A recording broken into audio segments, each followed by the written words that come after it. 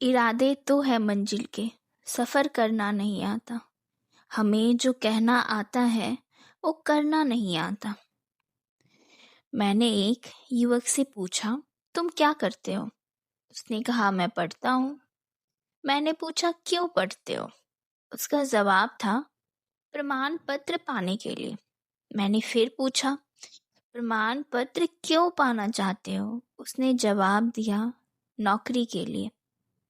फिर मैंने पूछा, नौकरी क्यों चाहिए? उसने कहा, पैसा कमाने के लिए। मैंने पूछा, पैसा क्यों चाहते हो? उसने उत्तर दिया, खाने के लिए। मैंने फिर पूछा, खाना क्यों खाते हो? उसने बताया, जीने के लिए। मैंने पूछा, जीना क्यों चाहते हो? मेरे इस सवाल पर वह चुप रह गया, क्योंकि उसके पास अब कोई जवाब ही नहीं था। दुनिया में लाखों करोड़ों लोग होंगे जिनके पास इस सवाल का आज भी कोई जवाब नहीं है। जीवन का एक पवित्र उद्देश्य होना चाहिए, वरना कहते हैं ना, सारी जिंदगी छलनी से पानी भरते रहें, अपनी जान में बहुत बड़ा काम करते रहें, लगातार चलते रहें, मगर देखा नहीं कहाँ जा रहे हैं।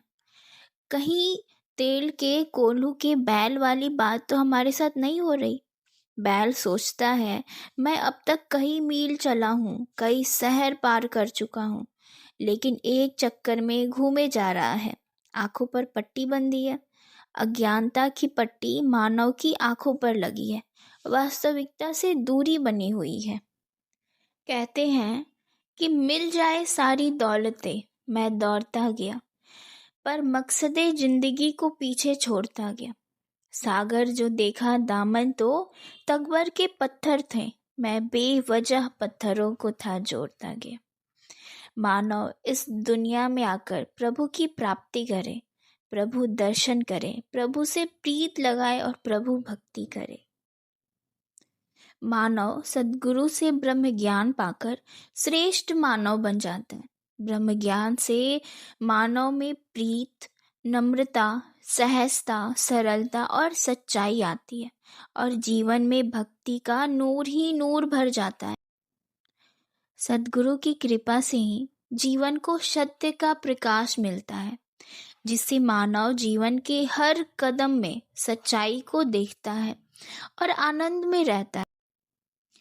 अब सवाल ये उठता है कि हम भीतर से कमजोर और अशांत क्यों हो जाते हैं? इसलिए हो जाते हैं क्योंकि हमारे कर्ता भाव को किए जा रहे कर्म से कहीं अधिक बड़ा बना दिया जाता है और इसलिए हम परेशान हो जाते हैं। मैं कर रहा हूँ, इस विचार में अहंकार जन्म ले लेता है। इसलिए तब कर्म बाहर हो रहा हो तो अपने भीतर एक शांति, स्थिरता और मौन होना चाहिए। हमारा मन निष्क्रिय हो। बैलगाड़ी या साइकिल का पहिया घूमता है, वह एक कील पर घूमता है जिसे चाक कहा जाता है। यह कील स्थिर है और पहिया घूम रहा है, तभी गति होती है। यदि कील भी घूमने लगे तो साइकिल या बैलगाड़ी या जो पंखा घूम रहा है वो लड़खड़ाने लगेगा। इसी प्रकार मन उस कील की तरह स्थिर हो और दुनियादारी के काम पहिए की तरह उस पर घूमते रहे। हमारा मन मौन हो, तभी कर्म पूरा होगा और शांति भी बनी रहेगी। संतों के जीवन में ऐसा ही होता है। सद्गुरु बाबा हरदेव सिंह जी महाराज भी अक्सर कहते हैं कि स्थिति कैसी भी हो, भक्त अपने आप को अडोल रखते हैं, मन की स्थिति नहीं बदलती। सुख में जीने के लिए यही एकमात्र उपाय है। श्वास ले तो सुख में, हाथ उठाए तो सुख में, चले तो सुख में, बैठे तो सुख में। हम जो भी करें इतने सुखी मन से करें कि हमारी हर काम सुख का झरना हो जाए। सुख के लिए रुके नहीं, वर्तमान में सुख और आनंद से जिए। जीवन में 4 वस्तुओं की जरूरत है: भक्ति, शक्ति, मुक्ति और युक्ति। भक्ति से हमारा भीतर का जीवन शांत और प्रसन्न होता है। युक्ति और शक्ति से हमारा बाहरी जीवन परिपूर्ण हो जाता है। इसलिए संसार में युक्ति और शक्ति का इस्तेमाल करें और प्रभु भक्ति को जीवन में लाएं। मुक्ति अपने आप हो जानी है।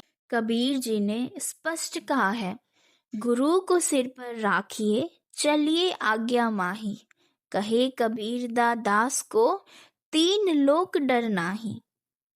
किसी ने पूछा, हमने सद्गुरु दर से क्या लेना है और क्या देना है? महापुरुषों ने इसका बहुत सुंदर जवाब दिया है कि सद्गुरु दर पर अपनी मति को छोड़कर और सद्गुरु की मति लेके आना है। जीवन एक मैच है। धरती के प्रांगण में समय बॉलिंग कर रहा है, यमराज यम्पायर है और प्राण हमारा क्रिकेटर है।